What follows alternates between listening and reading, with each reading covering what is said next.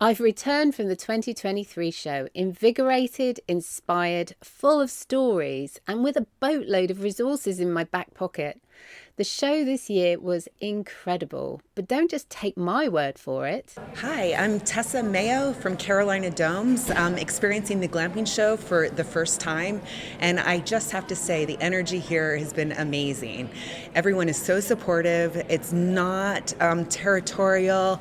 It's opening in terms of the welcome, in terms of the information.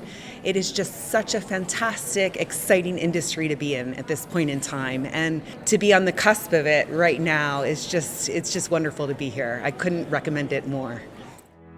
Welcome to the Glamping Americas podcast, the place for inspiration about the business of upscale camping, glamping, and luxury outdoor guest accommodations. I'm Sarah Riley from the Glamping Academy, and I'm working with my friends at the Glamping Show Americas to share everything you need to know about new trends, events, business models, and investment potential in the rapidly growing world of luxury camping that delivers an experience. Interest in this industry is exploding, so if you want to be the first to find out what's hot and what's not, subscribe here and check out the show notes for more exciting news and links. And be sure to add the next Glamping Show Americas to your calendar for the 1st and 2nd of October 2024 near Denver, Colorado. I can't wait. I also bumped into Mike and Anne Howard from Honeytrek. Yes, they are still on their honeymoon. They are the co-authors of Comfortably Wild, and this is what they had to say. For us, we know enough people in the glamping world now. It's really nice to make those connections. It's like as you're chatting, oh, this person can help you and you'd be great to speak with them. And I feel like this community is very small, but it's really important that we stay together and help each other out because we're all following similar dreams and, we're a lot of small businesses and we can support each other. And these connections are so important and they happen here. And it's just inspiring and I get goosebumps thinking of all the people who've got land, who are checking out all these structures and want to start their own glamping camp. And it's just inspiring seeing people changing the way they're living, right? And getting closer to the land and wanting to get into the glamping industry. So it's also exciting because we've been to, I think, all 5 shows and it just keeps getting bigger and stronger and clearly the demand is there and it's here to stay. It's our favorite side of the travel industry and we work in lots of sides of travel. I can't wait for next year. Yeah. I also had a quick chat with Ruben Martinez, the co-founder of Glamping Hub and the American Glamping Association. And this is what he had to say. I think one of the main takeaways is that it's not just about the operators or the manufacturers or the new or the veteran operators. It really is this industry and it really is this market that's coming together, and every year it gets a little bit bigger, a little bit better, a little bit more complicated and robust, and we have to solve for new problems all the time. But what is energizing and what is exciting is that every single year there's people we don't know that we're meeting here for the first time. I mean, on day one, on Monday, when I asked how many people are just in research mode, it was more than half the room that raised their hand and said, we're just researching. So that just shows me that we're still not people always ask, is it a fad? Is there going to be a ceiling to it? Sure, maybe at some point in time, but it's not next year, it's not the year after, because you still have all these people that are showing up and who are going to get off the ground and do what they need to do. And the outdoor vendors, the indoor vendors, just that pure mixture of everybody doing what, showing up and having successful events is really what we want. And we'll see what happens here in the next few days as we decompress, but it's been, I think, exciting, right? At the very least, you don't want to show up to a show and people have this level of this is fine. Like everybody here is like, we haven't had any moment to ourselves. We're talking to everybody. There's a lot of business that has been done. So, I mean, hopeful. You take everything one year at a time, but I mean, it's very hard to leave here, and I don't think anybody would say anything different. It's almost impossible to leave without this sense of just excitement for what's on the horizon. And David Course, who with his partner Sally organised the show and make it into the incredible resource that it is for new startups, glamping dreamers and those who support them. we had as many people here yesterday on our first day as we had over the 2 days last year. So the audience has grown. The exhibition component is about 40% larger, maybe even 45% larger than it was last year. We won't have the final numbers for attendees until the day ends, when the last person's come in and registered. So we'll publish those numbers as soon as we have them. But talked to about 35 or 40 of our 145 exhibitors, and no one has said no to coming back next year. And some are telling us they want to expand. For the moment, I think we've done a reasonably good job, and it looks encouraging that we'll be able to come back and do it again in October 1st and 2nd next year. I think the thing that makes us feel good is the number of people who are volunteering time and resources. I mean, the speakers who speak for us and share their expertise, the people who share content for the magazine or the podcast, exhibitors who are helping us understand their particular approach to the industry and what they think. Our research partner doing this organic research we did with Cairn Consulting. I mean, everybody just seems to have the same interest in maximizing the opportunity for people who are interested in this sector. And it's kind of it sounds trite, it's kind of a community thing. And so for everybody who hears this, who's part of that community, just thanks for all your support and your trust. But while I was wandering around the show and chatting with lots of people, there was one thing that everyone was mentioning. It was about the consultation exercise that was undertaken in partnership with the Glamping Show and Scott Barr from Cairn Consulting Group. Since the glamping industry really took off, there has been absolutely no quality research undertaken. That ends this year, when this consultation exercise was undertaken with the purpose of informing new businesses wanting to come into the market, into the industry, to understand what's going on, where it's going, what people who are already operating with the industry think about it, and also what their feeling was in terms of what they wanted to invest in the future. So this all helps to inform new businesses, new startups, people coming in. So this was one of the things that was really talked about by everybody who attended the show. And I'm very lucky that I managed to have a chat with Scott about the exercise, the research that was undertaken, and some of the key findings that came out.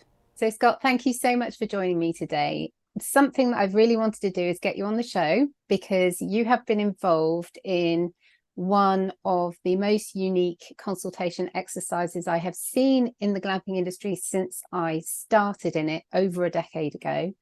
And from my own experience, I know that it's incredibly hard to get your hands on good information, research and information that businesses can base good decisions on.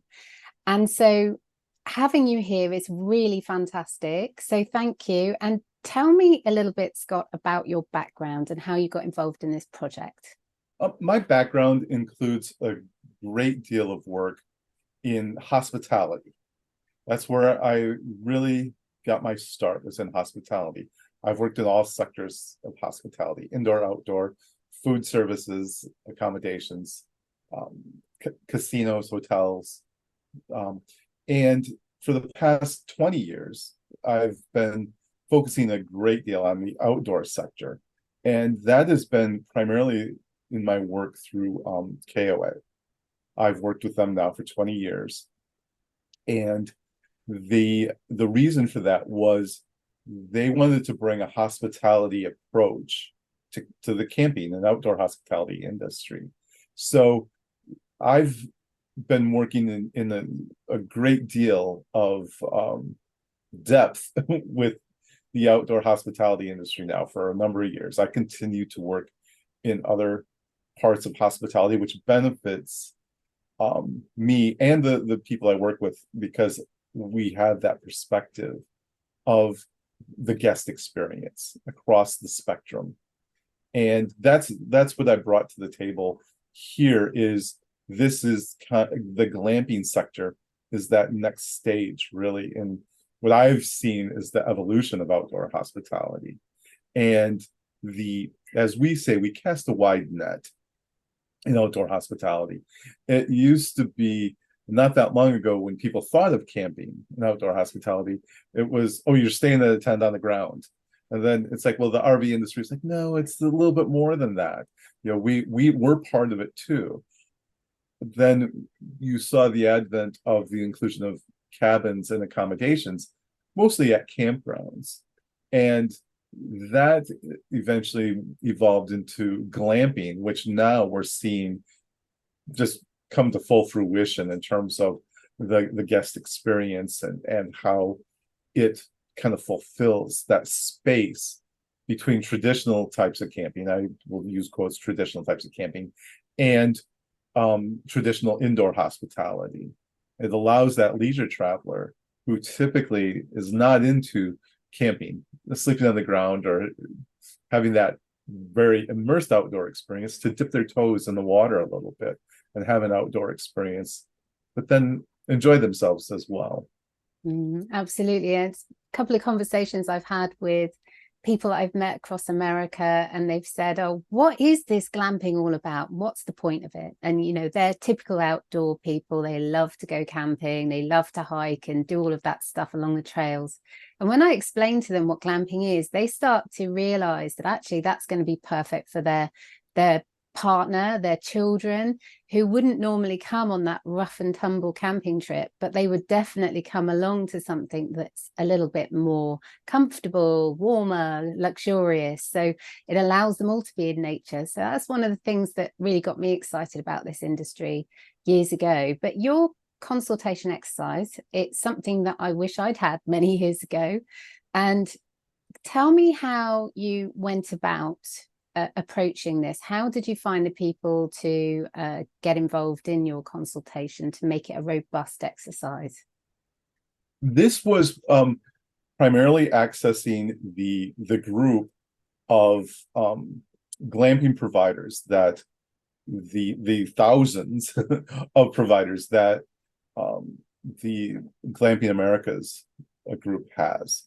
And we targeted the survey toward that group, and we ultimately got a pretty good response from both current, I shouldn't say both because there are three segments, from the current set of glamping providers and operators, the prospective group, which is a group we didn't touch upon a lot during the glamping show, but is something that we did address, as well as the suppliers. And we got the perspective from all three groups via accessing these. It was a great resource for us because it's difficult to do otherwise. Other than that, you're out there kind of in the dark, searching for people who are providers, because again, it's so new that there's no classification for this yet either. I'm sure if how the government classifies organizations, it's still going to be under RV parks and campgrounds, probably, if at all, if they show up at all. So no, this was a great, I feel, very inclusive set of respondents that we were able to access, and it was a great resource for the research. So what are some of the key findings that you had? So I think there's about 3. Can you touch on those a little bit and tell us a bit more about those key findings? Sure. This, as I mentioned earlier, it's this set of findings, which is based on the operators, is still being driven by guest demand. So I use that as, it's always one of my key areas of focus, is that bottom up approach, that we kind of represent that segment, that the person who is actually experiencing the services. So I keep that in mind with everything I do. It's because we don't provide services in a vacuum. It has, the guest has to be a huge factor in there. And what we see is that, as there's a demand out there for these types of experiences, the outdoor experiences. And we see that desire for people to also be able to maybe have some comfort. There's a large group of leisure travelers who like comfort. and they also like the outdoors. So what we're seeing in these results is the operators being able to fulfill that demand. And people also want these new and unique experiences. I read an article recently about how they're saying that 2023 was like the great recharge. A lot of people recharge their batteries, so to speak. And I feel like the glamping sector is a part of that, because people could go have these experiences, and that's fueling this growth and this continued growth. See, sometimes it takes me a while to get to the point, but I always try to get there. What I see in these results, even though we didn't have scaled items that said, how optimistic are you? The optimism is revealed in how they answered the questions, which is, what is your anticipated growth? What has your growth been, and what do you anticipate your growth to be? And in both cases, we didn't see people expressing any sort of pessimism about the next year, the next 2 or 3 years. We saw at least conservative growth, almost across the board. And that has to be taken into context of, one of the things we saw was that the average glamping operator is relatively, small compared to what if you compared it to, say, a campground. The number of sites, I think on average was around 10 or 11. So I think for a lot of people, when they think of glamping, I feel like they see these pictures of these vast arrays of accommodations. Yet the vast majority of this market is comprised of the smaller operators, and they saw this as a way to provide the service, realize some income, and feel like, I could throw up another couple units on my property, and that'll increase my revenue by a decent amount. So because again, the demand is already there, they're optimistic about it. They're optimistic that they can fill these structures, these accommodations with guests based on what they're offering. And it feels to me that this will probably continue for a while. We didn't see a drop off when we had them project out a few years, even. That there's good optimism. If the operators are optimistic, I feel like we're gonna go with that, because they're the ones on the ground that are experiencing this. So it's quite remarkable, though, isn't it? Because we're in a time of great change with the recession, with some countries in recession, and with financial challenges. And we saw this back in 2008, 2009 with the last big worldwide recession. And they did a report on camping back then. And they said that glamping was this new trend coming out. It had bucked the downward spiral that many other hospitality businesses had shown. And so it was actually, again, increasing, but no research had been done until your research now, of course. So it's really interesting to that optimism is staying around for this particular niche in the industry. I try not to overcomplicate things too much, but I feel that these smaller operators are really fulfilling this gap. I talked about the gap before between the typical leisure traveler and the camper. This fulfills that space. It is also occupying a space where the past few years there's been a lot of talk about overcrowding, a lot of crowds. The experience at some of the larger parks is not what people really have, not all people, but some people are seeking something a little different, something a little more intimate. And by going to a small operator that maybe has just a few accommodations there, they're not experiencing that crowding. But by the way, people still want to be around other people. Yeah. But maybe not, in a super crowded way. So this offers that, again, that it fulfills that desire. They want a little bit more intimacy, as well as still feeling safe and secure where they're at, which is very important. And these operators are finding that out, that there's this demand, and they're continuing to see that. And I feel like, especially locations that offer something unique, maybe something unique in the surrounding area that folks can participate in, whether it could be farm to table dining, it could be foraging, or any of those types of experiences. I know there's an operator near where I live in Maine that's really exploring that whole approach to the glamping experience. So it's I think what we're also seeing is some innovation. At the Glamping Show, we got to see that in the types of accommodations that people are providing, whether it's how they construct the accommodations to the design. All of that is, the innovation is kind of going wild right now, and that's what people want. They want a unique experience, and it's and I feel like it's accessible to the new operator, that the market is accessible for them.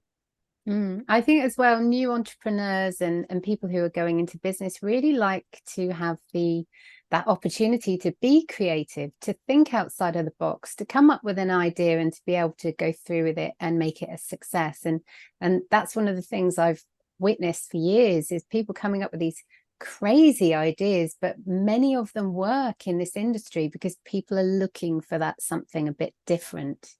So Yes. It's really interesting you're saying that. It's one of, people, again, the 2 to 3 years of either it being literal or figurative shutdown for many people stayed away from travel for that amount of time voluntarily, some not voluntarily, but it created a little bit of a change in the mindset. I feel like eventually there will be somewhat of a reset, but it's never going to reset to what it was before.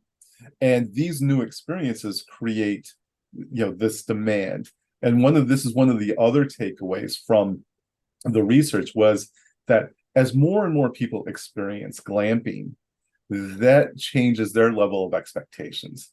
And I spoke with a great number of people at the show and afterwards about this, that what we saw in our research was that the current set of operators understand, especially based on the guest profile that they're attracting, that there's an increased demand for services and amenities.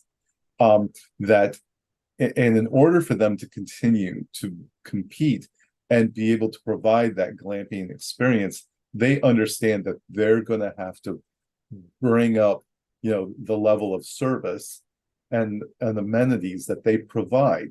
And we saw that in the research, what people are currently providing and what they anticipate providing and want to provide in the next year and 3 years looking ahead.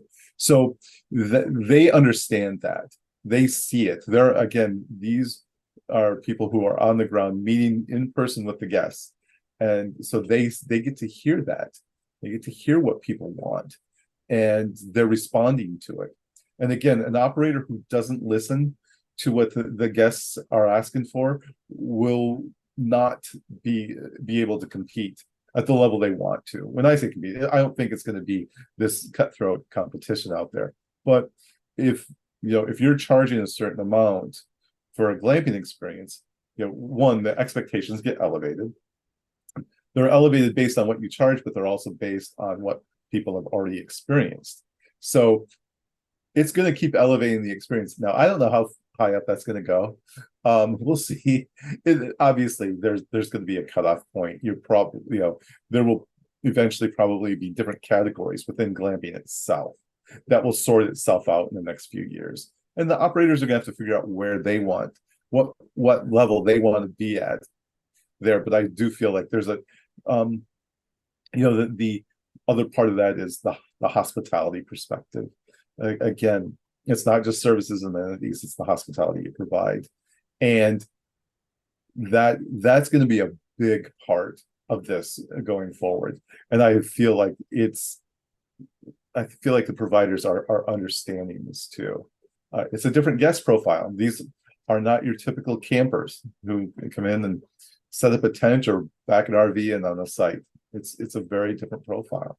Mm. Um, And it's one of the things that I've noticed as well is that it's bringing in new people who would never go camping, would never entertain the idea of camping. They're new to it, and they're certainly new to glamping. So they're trying something different. They're trying a different experience. And this means that often people or business owners can misunderstand that people coming in to do some glamping are already campers, and they maybe don't quite give them everything they need to have a good experience, because they don't necessarily have the heating in the tent, they don't have the lighting, they don't like the paths, they don't have the other facilities. And people coming into a glamping experience, or what they think is a glamping experience but maybe isn't quite as glamping as it should be, get quite disappointed. And as you say, it's a mismatch between a business owner understanding what the audience, what the guest actually wants, and then delivering it. And this is a new and interesting area, particularly for the Americas, isn't it? Because the word glamping and the whole idea of glamping is relatively new as a well-known common practice. So there is definitely a sense of misunderstanding what it's all about, I believe. Would you say the same? I would agree 100% with that, with your summary. It's migrated from glamping being just a structure, an accommodation, to an experience.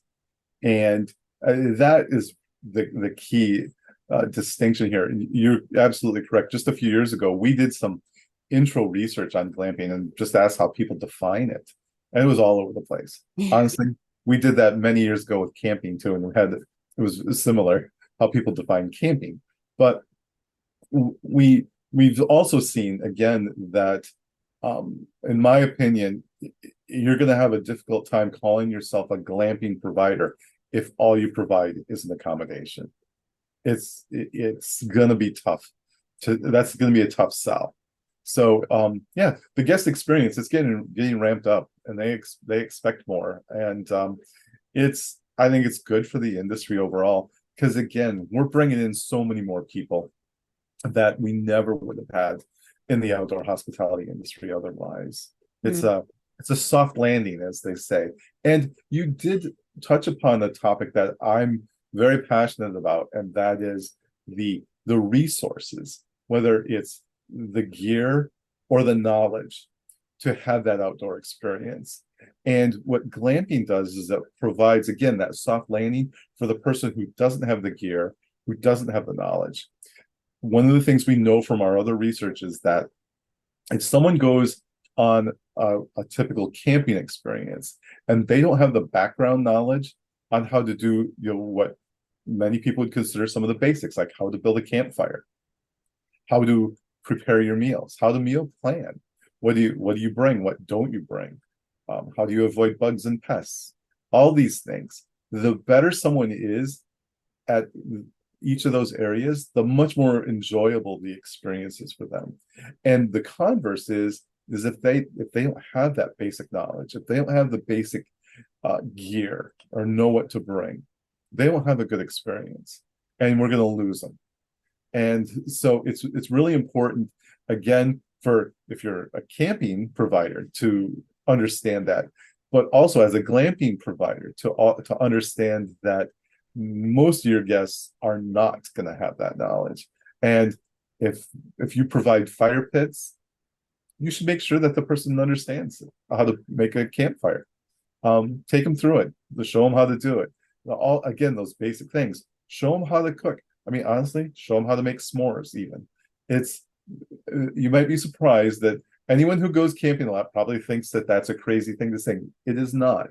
And a lot of people won't ask either, because they feel intimidated by the experience. Again, glamping fulfills a lot of that, because the person can show up with their clothes for a weekend, and in many respects, it's like staying at a hotel, but you're in the outdoors. You're still having that outdoors experience. I think there's it's going to be a growing and a solid spot in hospitality for glamping. Absolutely. And I think as well, a big passion area for me is helping the business owner, especially small business owners who aren't used to it, to get their marketing and their copyright so that they set the right expectation within the guest before they arrive. So the amount of times I have heard business owners complaining that a guest gave them a bad review because the guest turned up in some very nice high-heeled shoes and completely was the wrong gear to be wearing for their glamping site, which was muddy and dusty and everything else. And so the guest clearly had the wrong expectations. The host clearly wasn't communicating that properly. And so there's a bit of a mismatch. So there is this kind of, it's a bit incongruent at the moment between some of the guests and some of the hosts and how they're explaining things and marketing it. So I would say this is the struggles of a newish niche industry, and we're going to continue to have those struggles, but I'd have to say that they can be easily fixed by the host by making sure they're communicating properly. Absolutely. That managing those upfront expectations is so important. It's a huge mistake to not make sure that your guests understand what they're going to get when they arrive. I know people make their decisions when to stay at the place a lot based on visuals. Photographs are a big part of that. But I tell people it's great. Include very flattering photographs of your properties. But make sure you include some accurate ones. Yeah. Make sure that guest knows exactly what they're getting into. In my opinion, you're better off having a guest not choose you because of what you offer than to have that person show up and be disappointed, because that person now creates a negative halo around them, and that negative halo translates to their circle. It's going to be on social media, all of these things. So you're better off, and sometimes it's hard for someone to say no to that guest and what they're going to pay for a trip, but you're better off making a referral to someone else. If you understand that guest has different expectations, you're way better off referring them. It's like, hey, you know what, we don't really provide what you're looking for, but this group does. And have it be a quid pro quo thing. I know people in the hospitality industry who do this all the time. They don't usually tell people too much about it, but they do it because make that guest happy. They're going to have a better feeling about you. And the next time they run into someone that wants the experience that you provide, you're their first referral. So, and the other part is you don't want them to walk away with a negative feeling. So yeah, managing those expectations. You said it a bunch of times, and I love it because it's so important. It's so important to that experience. Absolutely. So in terms of your summary of what this exercise has highlighted, I'm amazed and happy that people are feeling so optimistic in a slightly pessimistic market. So that's really amazing as a takeaway. What other key takeaways were there for you? Some of the barriers, are always important to consider.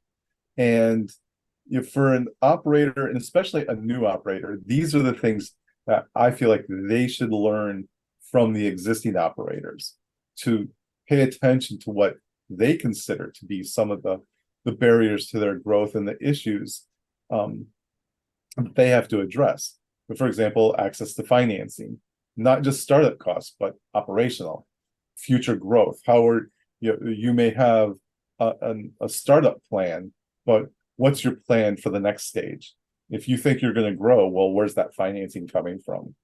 A lot of these folks were self-financed, at least to a higher proportion than I would have anticipated when I first started this. And I had a number of people at the show come up and talk to me about that. It's like, oh yes, they were so glad to see that, because they were telling me anecdotally that their experience aligned very well with the results, which is a lot of people self-financed, but then if you want to grow, your self-financing may not be as robust, again, to make that additional step for growth. Staffing is one of those issues that they always have. whatever sector it is in hospitality right now, it's a problem. But to address that and consider that, it's how important it is, in moving forward, and consider that staffing mix, because again, this is one of the learnings from the current operators. It's that your growth could be impacted by your ability to staff your location. If you only have a couple structures, that's one thing, but you get up to around 10, you're going to need some help. The infrastructure development itself is one of the things that they find out, and this dovetails with understanding local ordinances and regulations on what you can and cannot do, and what that's going to cost you. We saw it in our research, and I also spoke to people personally about how much of a problem it became when they wanted to either expand or even build.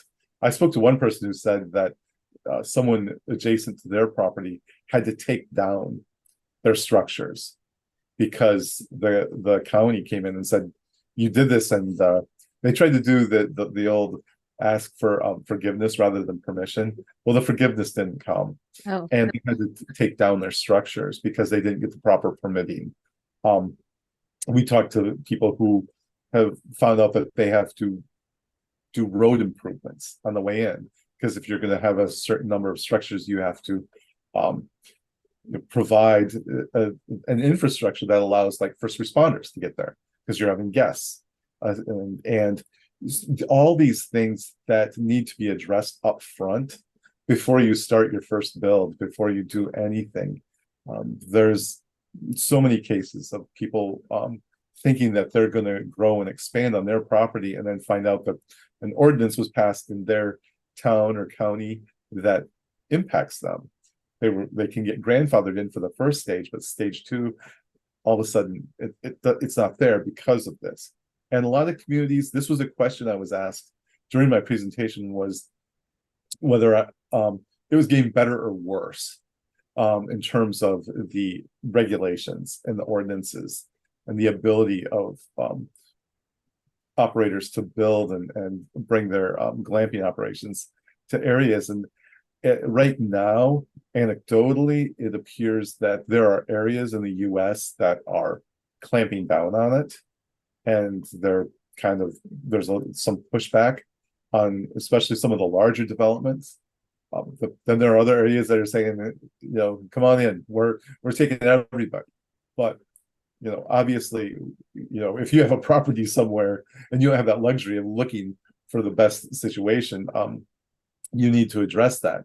And it does. If I had to predict, I feel like over time it's going to become more restrictive. The more people who do this, the more restrictive these regulations and ordinances are going to become. And you need to address that up front before you do any planning. It's really that important. And I, again, spoke with a lot of people. We saw it in our research. It's very, very important to consider. I would agree. And it's something that we're seeing across the world, across Europe and other parts of the Americas as well. The restrictions that the government bodies are putting in place are often being based on what they learnt through those periods of COVID, and having to communicate certain things to hosts, to businesses, to require them to do certain things to keep people safe. And some of the struggles that happened during that time made it very clear to those government agencies that something needed to be done to improve the system. And so we've come out the other side of it now, and they're now implementing what they feel needs to be done. And ultimately, the aim is to keep people safer, to make things a bit more robust in terms of health and safety, but also to make sure people from all abilities are able to access facilities as well. So it's only really good stuff that's happening. Is going to keep people safer. It's going to help more people access outdoors, but it's going to be tougher for the host. And you're right in saying that people need to be aware of that if they are planning to start up in the industry. It's not easy, I've got this idea and I'm just going to implement it and see what happens, because Right. that maybe happened a decade ago and people got away with it because it wasn't a very popular thing to do, but not anymore. Definitely. Those powers that be have their eye on the ball now. Absolutely. And it's, I feel like if just contact your local planning board, talk to those people. Most of them are fairly reasonable, but they lose that ability to be reasonable if people try to undercut them and try to bypass. So I think you're just much better off being very direct about what your plans are and understand that it'll help you plan, whether it's getting financing or how much you can establish. I would invite anyone who wants to get into glamping to maybe go out there, do your own research with talking to campground owners, find out what they've gone through. Many of them have already gone through this process because the campground industry is fairly highly regulated. So they've been through it. They can tell you what you can and can't get away with. Yeah. Or how you approach it. So it's, do your upfront. That would be a big piece of advice I would give. And I feel like it comes out in the research too when you see how people answer the questions. That just save yourself a lot of heartache later on down the road. And remain flexible and keep flexible to bend and shift and shape to the needs and demands of local authorities, because at the end of the day, if you don't, they're just going to stop your plans overall. So that need to remain flexible and to find other ways around things is essential in every area. But I think it's something that is only really starting to happen in this industry and be really clamped down on now. So yes, for sure. I think people are being a bit, maybe a bit surprised by some of the approaches that are being taken by authorities. So barriers is a really interesting thing that's come out of your consultation. What else is it that you've noticed from when you spoke? The recognition of promotion as a way to manage the type of guests that you want to seek, and again those expectations. The most of the people that we surveyed were either currently doing a decent amount of marketing, but all recognize the need that I probably need to do more of it. And this is an area where I feel that people, again, we talked about managing guest experience and expectations. How you market your property is a big part of that. How you position yourself, how you position your brand. Because again, if you're a single operator with 10 structures, you still have a brand, and you need to manage that. Social media obviously is a great way for an independent operator to get word out there and to do that. But again, how you do that is very important. Again, who you're going to attract, who is going to be your typical guest. Profiling. I saw it in this research. I've seen it in other research that one of the things I like to do is ask, what's your typical guest profile? And what's the type of guest you would like to have? And looking at that gap. And in very few instances do the two really line up. Because how someone designs it could be a campground, could be a glamp ground as well. If how you position that is going to determine how the guest experiences it, and who you attract on site is, it needs to be good for you, for your business. I know, again, it's sometimes it's difficult because you want to just bring everybody in, but that won't work out for you in the long run.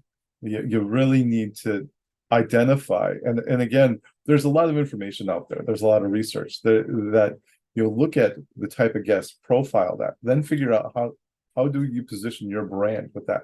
So the marketing part, it's very important, and you're not going to attract the probably the volume of guests and the type of guests you want if you just build a property and say, okay, where is everybody? I did a Facebook page. It's like it takes a little bit more than that. I would invite anyone to hire a professional marketer. It's not a huge part of your budget. It doesn't have to be. Find some young person who's a freelancer that really knows social media, and get them on the task. They'll have you up on TikTok in no time and accessing, the type of people that you want. But do that. It's worth your money. It's worth your investment to do that. Don't try to do it all yourself.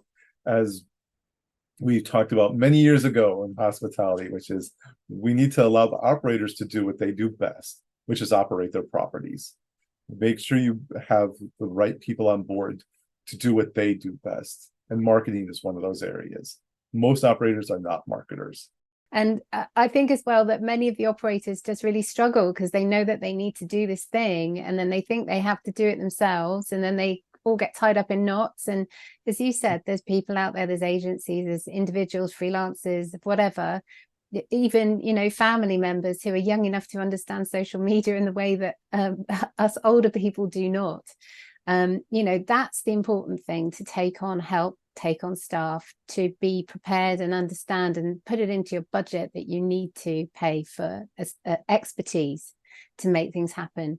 And I've seen business owners who have come up with the whole idea of what they were going to offer by thinking about who they were going to market it to first. That was their first step. And in doing that, they've now built an offer completely around that key audience. They've created something really amazing that isn't for everybody, because they haven't designed it for everybody. They've just designed it for their key audience, and then they've marketed it to them. And because it's really hitting the nail on the head, they've been a massive success really quickly, and managed to get themselves a 2-year waiting list for their particular style of offering. So if you get it right, there are big wins to be had in this area, but it's about getting it right and being brave, because as you said, most people try to be everything to everyone, and that's a mistake. It's about niching down. It's about looking at where your land suits the visitor and your offer suits what kind of visitor and what kind of visitor is already coming into your area. Otherwise, it will be a little bit like, a very tricky uphill struggle to get to where you want to go. So yeah, I couldn't agree with you more. Marketing is a massive part of the process. People often fail to introduce. So businesses who are introducing a new offer, they know about the planning stage, the raising money stage. What are they going to do? Get their permissions in place. They know about the building stage, but they don't really grasp the marketing stage. It's almost like the building stage. They get so exhausted during that process, they forget to do the marketing. And so I always say to people, when you start building, the minute you start building, that's when you start marketing, because that's an essential key part. And it takes time to get momentum there. And it takes time to, get the roots in to the system so that your business will grow strong. The folks who seek additional funding, one way to set yourself apart when talking to someone about funding is to come in with a marketing plan. That's a great way to impress an investor. I just know this because I get calls from these people all the time, and they ask people about their marketing plans, and they're always surprised at how many people don't have that. And a wise investor will ask for a marketing plan. Would you say then, on the whole, the people you consulted with understood that and were reflecting that back? Or would you say that there is a bit of a mix there still? I think it's still a little bit of a mix, but I also feel that the people who have been doing it for a while understand it better. Just how important it is that in your first year, you may be happy just to have a good vacancy rate. But other than once they see that, they start to understand it a little bit more. We try to emphasize it all we can. And again, in the results, it was really interesting to see how many people acknowledge the fact that I think most people were either going to keep constant or increase their marketing budgets looking forward. So there's a recognition there that it's needed. And I think as well, as the industry gets a bit more competitive, because it's more popular to set up this style of business, or hotels or other big businesses are starting to incorporate it as an element, an add-on element to what they already do, we are going to see that increasing competitiveness have an impact on how popular certain businesses are and how their occupancy rates. And that's definitely going to kickstart the need to do more marketing, and clever marketing as well. And one of the things that I've noticed over the years, too many years that I've been involved in this industry, is at the beginning it was really easy to come up with a clever idea that was a little bit unique, and you didn't really have to do much marketing. It kind of sold itself. But now, because there are so many unique ideas, there are so many things that are different and a bit special, it's getting harder and harder to compete in that area. So yes, extra marketing. And it will certainly mean that a business who focuses on their marketing campaigns and their approach will be able to stand the test of time and have a longevity of a business that lasts into the future. I agree with that 100%. It's think of any sector of hospitality and how they market. Whether you're a restaurant or a hotel, you're not going to get the right guest if people don't understand what's on your menu. So it's important to do that and manage that, and that's the key to longevity. So was there anything else that came out of the results? Anything that specifically surprised you? I wasn't surprised a lot, especially once I started to get into it, because it started to make sense. I think that's what maybe that was the most surprising part of it, was that the results actually made sense. And I mentioned this earlier, but I had a couple people come up and say, wow, the numbers in there were like within a few $100s of what we, experienced. And that was encouraging. I think for me, I was probably as surprised as anyone at the fact that it's skewed toward the smaller provider. I mean, again, it makes sense when I think about it, but if you would have asked me before the survey, I would have picked the average number of units per provider as being much higher. I probably would have said 20, 25, maybe more. Instead, it was 10 or 11. And again, when I think about it, it makes sense.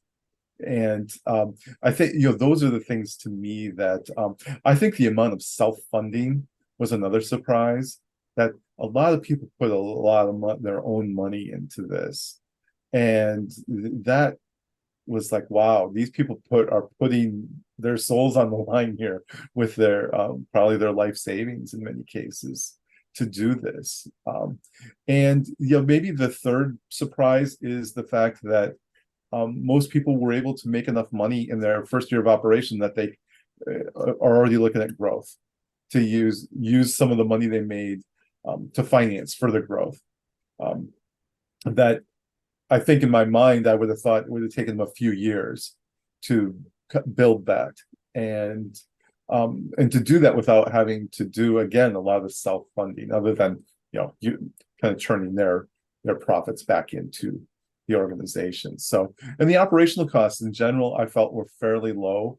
Again, I think that's a function of the smaller providers. That will be interesting to track over time, those operational costs, how they increase as, again, the regulations, it all kind of fits together, how that impacts what people have to provide in terms of infrastructure on their properties. But yeah, it was super interesting to go through. And again, I like it when something makes sense too, because as a researcher, one of the worst things we can hear is someone say, well, that makes no sense. Once they say that, it's like, oh no, I'm gonna have to spend a lot of time here trying to explain this, and hopefully I can make it make sense.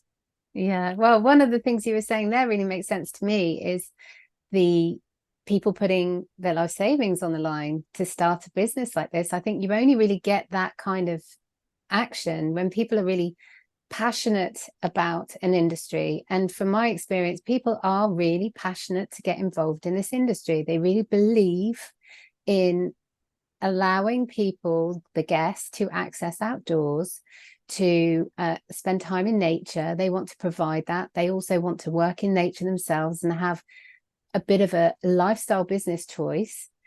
And that kind of generates a passion in people. And that's why I think people are maybe a bit more willing to take certain risks. I'm not saying that they should, but it maybe is a reason why it's happening. And I find that really interesting. And I agree with you that actually tracking a lot of these things over time will be even more interesting. So are you going to be refreshing the results? We're hoping to.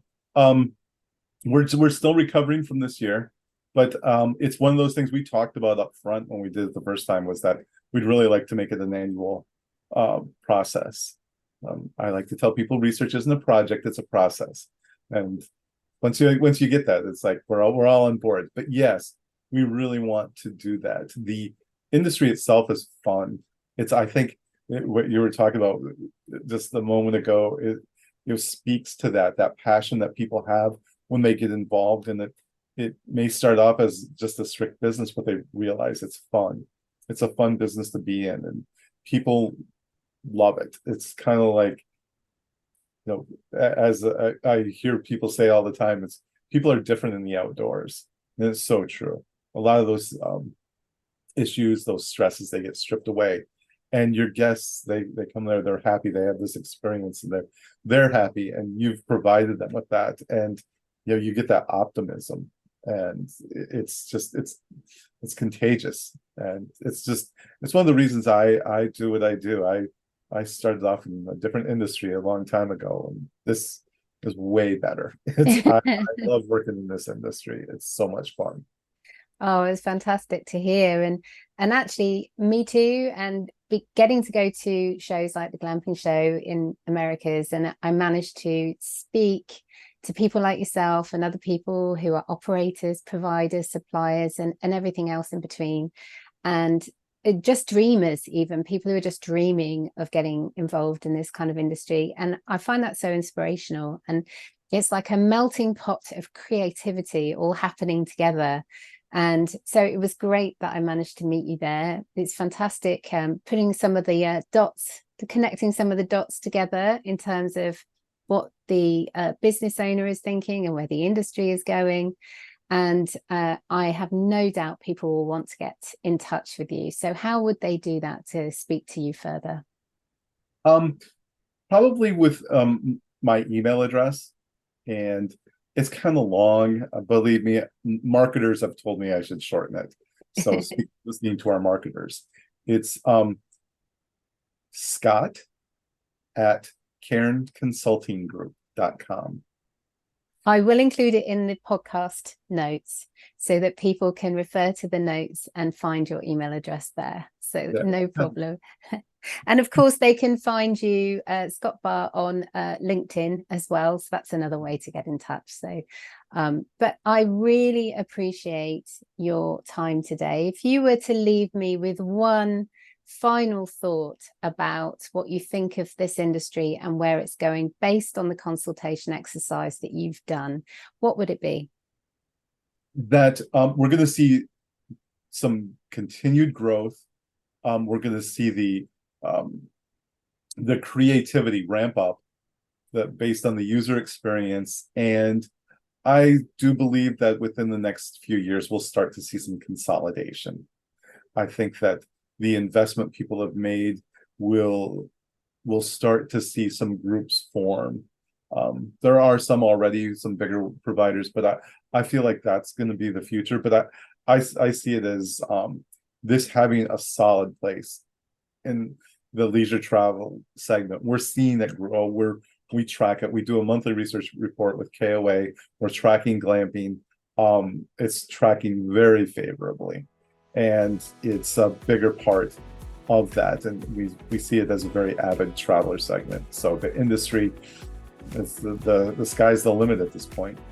Fantastic. So definitely no longer a fad, but absolutely a bona fide, strong and growing industry all of its own. Absolutely. Fantastic. Thank you so much, Scott. I really appreciate it. Take care. Thank you for having me on. It was great speaking with you.